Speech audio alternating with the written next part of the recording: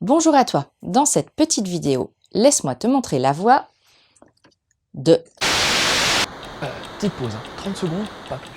En fait, pour pouvoir coller à l'actu au mieux, on aimerait recruter de nouveaux chroniqueurs capables de lire des mangas. Bon, ça encore, c'est pas trop compliqué, d'écrire des chroniques et pourquoi pas de les présenter. Bon, rêve pas, on fait ça bénévolement, alors t'attends pas à gagner de la thune non plus. En tout cas, si t'es intéressé, tu peux mailer à l'adresse qui s'affiche et je me ferai un plaisir de t'expliquer comment on s'organise. Et voilà, tu vois, 30 secondes, franchement, on est large. Allez, je te laisse en bonne compagnie. À plus. Black Shadow. Voilà, l'ombre noire. C'est tout ce que j'ai à te dire. Alors.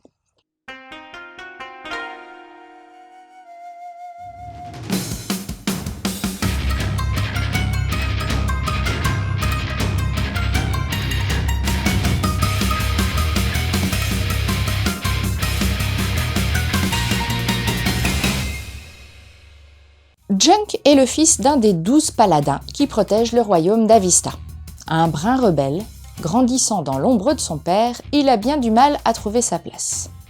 Tant et si bien que le jour de la cérémonie qui doit l'introniser jeune magicien, il se rebelle et s'oppose au destin que lui a tracé son paternel.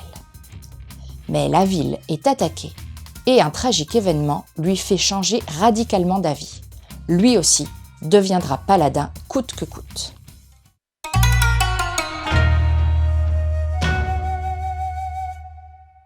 J'ai trouvé le trait de ce titre très simple, mais malgré tout plutôt agréable. On a peu de variété de trames et de nuances, mais des grands aplats, de noir ou de gris moyen. Et pas mal de hachures dans les décors et les arrière-plans. Pas d'excès de détails, mais un univers bien posé, que ce soit au niveau des décors ou des vêtements des persos. Ça donne un ensemble assez clair et lisible qui laisse de la place pour les traits de mouvement et les focus lines, assez présents pour souligner l'action. Le dessin aurait pu être un peu plus riche sur les détails du visage, notamment les yeux ou les traits d'expression, et permettre par exemple de mieux différencier les enfants et les adultes car tout le monde a l'air jeune.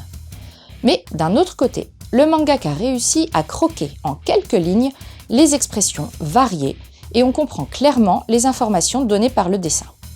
Petit bémol toutefois pour certaines scènes de combat où mon cerveau a du mal à identifier qui est dans la mêlée, mais c'est récurrent quand je me penche sur un shonen. J'ai aussi noté qu'il n'y avait pas de caricature excessive et j'apprécie plutôt cette sobriété. Le Nemu, lui aussi, est sobre et simple. Les coupes sont très majoritairement droites. Quelques rares coupes de biais soulignent des scènes d'action. Les persos restent quasi toujours sagement rangés dans leurs cases, seuls quelques onomatopées ou bulles débordent un peu plus souvent du cadre. Le rythme est apporté principalement par l'alternance des plans serrés et des plans larges, le passage d'un perso à un autre et quelques pleines pages ou doubles pages. Bref, c'est simple, c'est lisible, sans manquer pour autant de dynamique. La jaquette VF est fidèle à la version japonaise. Le style gravure en arrière-plan, avec une vue sur les toitures d'Avista, pose l'univers médiéval. Le perso principal est très présent, on devine immédiatement sa posture de héros, mais aussi son côté, au choix, décalé, désinvolte, rebelle, avec le coup de la langue qui dépasse. La première page est glacée couleur et le reste de l'édition est classique de chez Pika. Un papier un peu jaune mais de bonne qualité, une impression nette.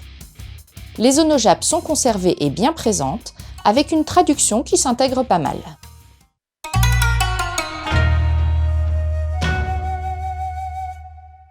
Black Shadow est le premier manga de Nakao Takuya. Du coup, pas grand-chose à dire sur lui. La publication est en cours au Japon et on ne sait pas si on s'engage là dans une série longue ou non. La trame de ce manga est typique du Neketsu.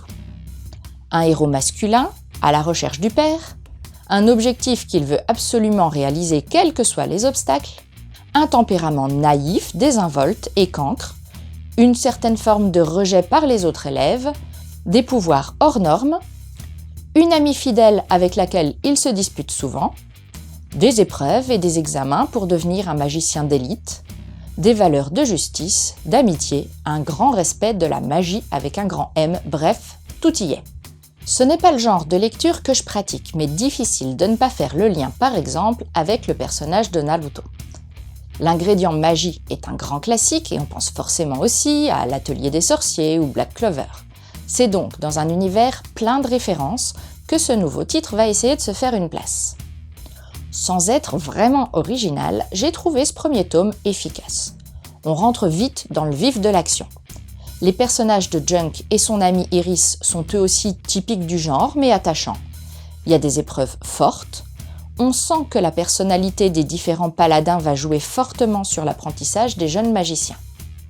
À ce stade, en dehors de Junk et Iris, les persos ne sont pas approfondis, voire ne font qu'un passage éclair. Mais notre culture fait le job et on s'imagine déjà les possibles ressorts pour la suite, notamment les relations entre notre duo principal et les 8 autres élèves qui ont réussi la première épreuve et qu'on ne fait qu'apercevoir sur quelques cases en fin de tome. On referme l'ouvrage sur une dernière case pleine de mystères et une double page bonus au ton humoristique. Tout est donc posé pour utiliser astucieusement l'ensemble des codes du Neketsu et accrocher le public rapidement. Un enjeu essentiel pour se démarquer quand on s'attaque à ce genre. Au final, Black Shadow est un titre qui n'apporte pas grand-chose d'original à ce stade, mais qui s'appuie efficacement sur une structure et des ingrédients éprouvés et réussit à susciter l'intérêt du lecteur. Difficile de révolutionner un genre hyper normé, alors que demander de plus, hein ? Pour les conseils de lecture, je te propose donc dans l'univers magique l'Atelier des sorciers. On va suivre l'apprentissage de la petite Coco, qui n'était pas destinée à pratiquer la magie, mais qui devient disciple du mage Kieffrey. Une série au dessin superbe que je te recommande. Je ne peux aussi qu'aborder Black Clover, dont la structure du premier tome, tout comme les teintes de la jaquette, sont fort similaires à Black Shadow. Yuno et Asta rêvent de devenir empereur mage, mais Asta est incapable de produire une étincelle de magie. Et si tu crois qu'il va renoncer à cause de ça, tu te mets ta baguette dans l'œil. Et en dernier, désolé pour la référence facile, mais j'ai pas trouvé mieux en lien avec ce titre que Naruto. Est-ce qu'il y a besoin de reprendre le pitch, un jeune garçon au tempérament qui rappelle fortement celui de Junk, qui est bien décidé à devenir un grand ninja pour accéder au statut d'Hokage de son village Konoha. Pour cela, il va devoir suivre un apprentissage et une série d'épreuves. Et voilà, c'était Edaria, j'espère que cette petite chronique t'aura plu et donné envie de lire Black Shadow. Je te laisse et continue de suivre la voie du manga.